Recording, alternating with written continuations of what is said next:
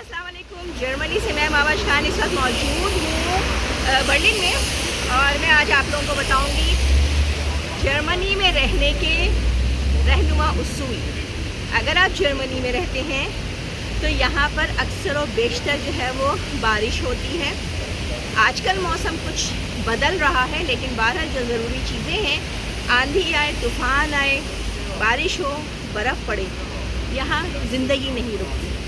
यहाँ के मामूलात चलते रहते हैं। हाँ, समझ लें कि तकरीबन 12-1 बजे से जो है ना, यहाँ ज़बरदस्त गरज चमक के साथ बारिश हो रही है।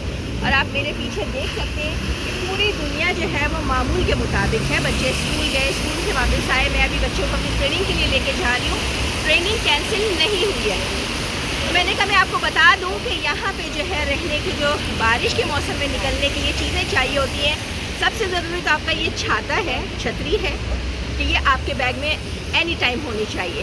दूसरी चीज़ जो है, अगर जैसे मुझे ये नहीं पसंद, मैं छतरी नहीं लेती नॉर्मली, तो आपके पास ये जूते होने चाहिए, आपके पास ये जैकेट होनी चाहिए।